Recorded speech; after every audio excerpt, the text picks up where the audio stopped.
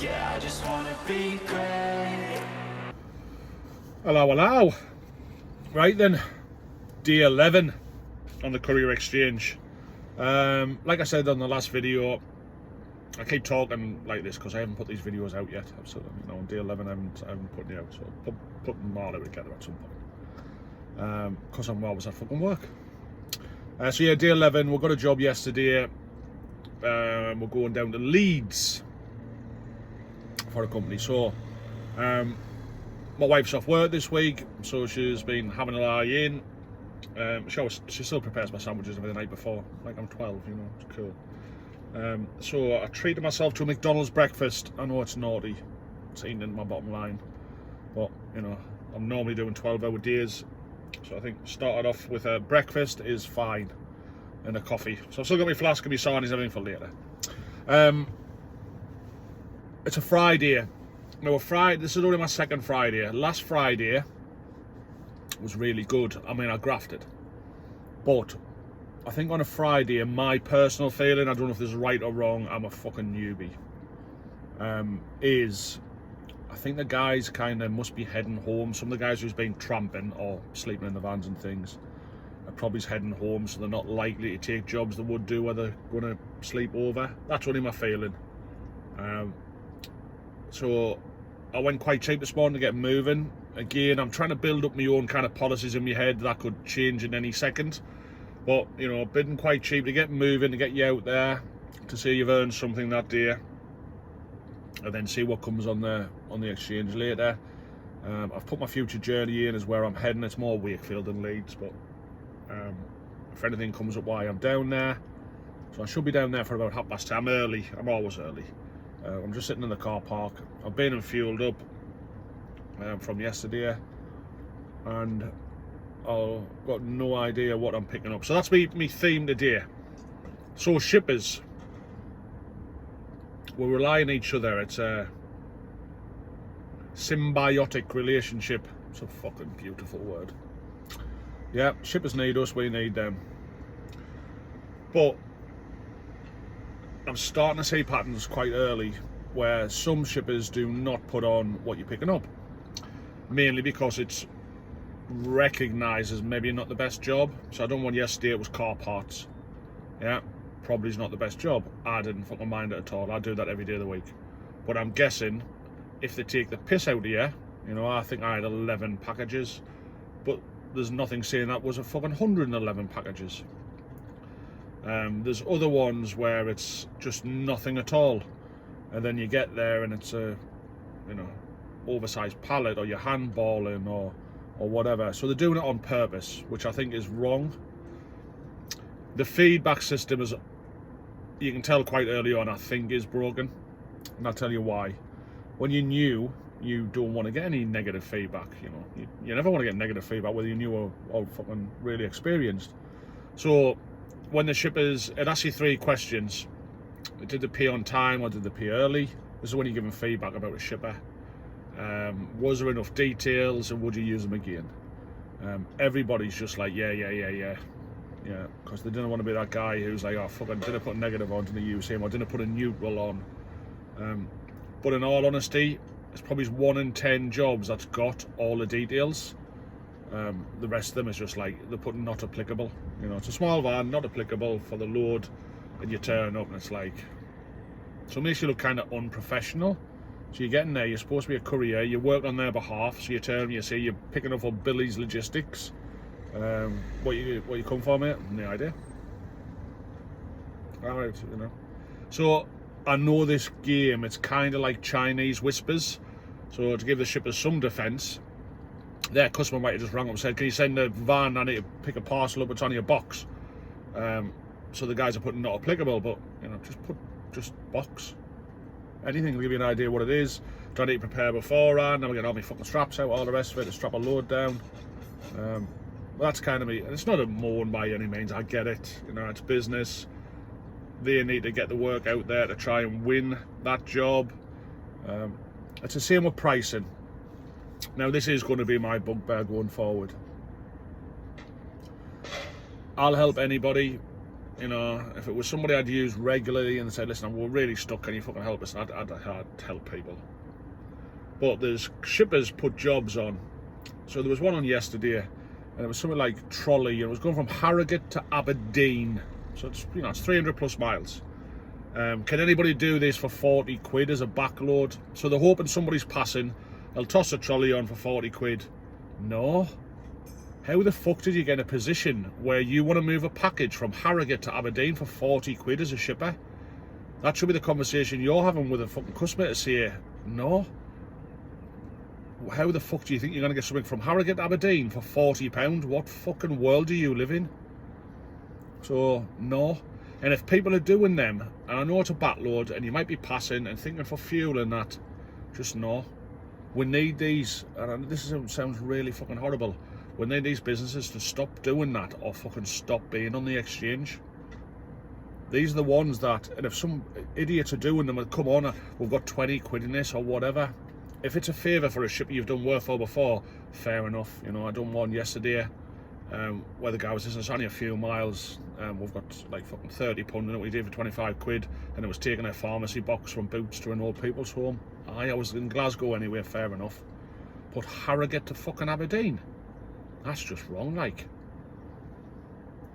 So, these are the firms, and I genuinely think some of these will be taking the piss, as in, they might be charging a couple of hundred or decent money for that, and trying to get it done on the cheap. The customer could be paying for a really, you know, fantastic, soon as possible service, which is what we're about, and they're trying to shove it onto somebody's van going past. So, and they normally come with like loads of negative feedback. When you look at them, they've got loads of negative feedback. So the Courier exchange needs to monitor these. That's not a back load. That's just taking the piss load. Anyway, other than that, looking forward to get stuck into the day. I'm gonna have a coffee, get across. 10 minutes from my first pickup.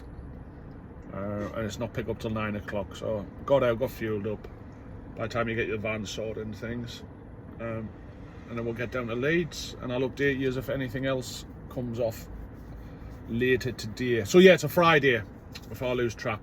It's a Friday, so I don't want to be travelling far, as in I don't want to be going to fucking Peterhead, and I'm going to stop over. You're not going to get anything back, because again the shippers normally, and I'll put a caveat to this in a second, and normally kind of a Monday to Friday business, I feel.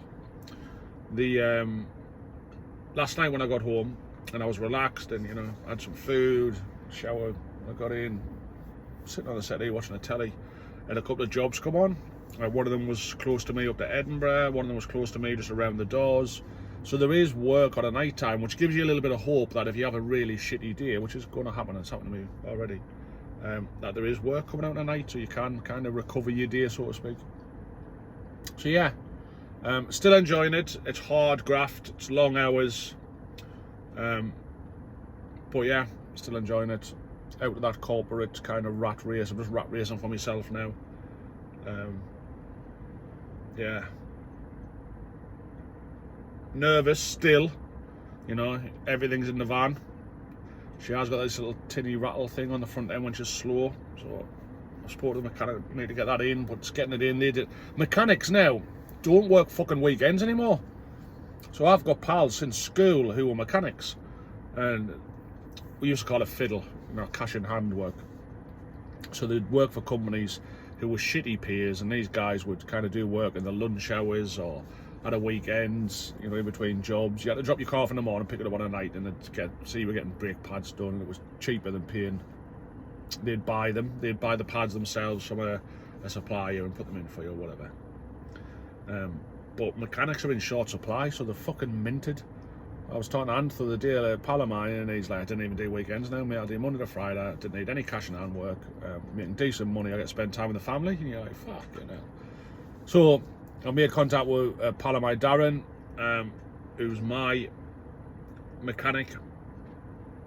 And he's like, listen, if I need a service, I'll come in on a Saturday for you, open the garage up and I'll do it. But for this little rattle thing, I've got to get it there. It's in Durham to get it looked at. So he's not working a weekend, so I'm going to have to hit Lucky and be around Durham while he's open, get him to have a look at it. Ant had a quick look at it when I was getting So Hebe, my little van, I put some new windscreen wipers on her. There was nothing wrong with the other ones, but there was a little bit smeary, so I thought, fuck it, I'll change them. I'll give her some mats, because she had no mats in her. Bless her, she was like a lass with no fucking bra on, rough as fuck.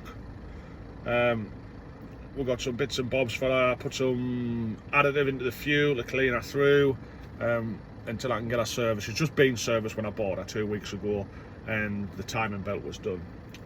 I'm not very fucking trusting, so I've decided that probably every 12,000 mile minimum she'll get an oil and filter, because I've got to keep her in top condition until I can make enough money that I can basically afford another van. That's me main target in this game at the minute. It's not about having fucking money for a holiday or anything like that. Is to get enough money behind us that I can replace the van if it goes fucking really wrong. That's where we're at. So yeah, we'll get her serviced. I've done 3,000 mile in 11 days. So you can get an idea of how much graft she's going to get through, bless her. But yeah, there you go. I'm rambling now. I shall catch you later on with an update of how we got on. Arrivederci. Right, welcome back. I better finish off day 11. I'm shit at this. I just get busy and then forget. So now I've had to go back through and find out what I did. So if you remember, we had that load down to Wakefield. Dropped that off. Quite cool. And then a load comes up while I was on the road. It was coming from Sheffield to Washington. So I had to travel to Sheffield, up to Washington. I thought I'll do it, cheapest rate. I think it was 100 quid. But I'll be happy with that. Gets us home. And if there's anything around the doors after that, happy days. So I didn't want to go far. I was kind of knackered the day before. Remember those fucking words. So it was something to go to a repair centre. It was a big box, but it weighed like a couple of gram. It was just the weight of a box. So I fetches it up. Again, I'll put pictures of it, remember. So I fetches it up the road. Anyway, I'm about 30 minutes from the drop. And a job comes on from Saltburn by the sea. So I'm going to Washington, which is about an hour away from Saltburn, back over, if that makes sense. So I've literally gone past it. To Edinburgh.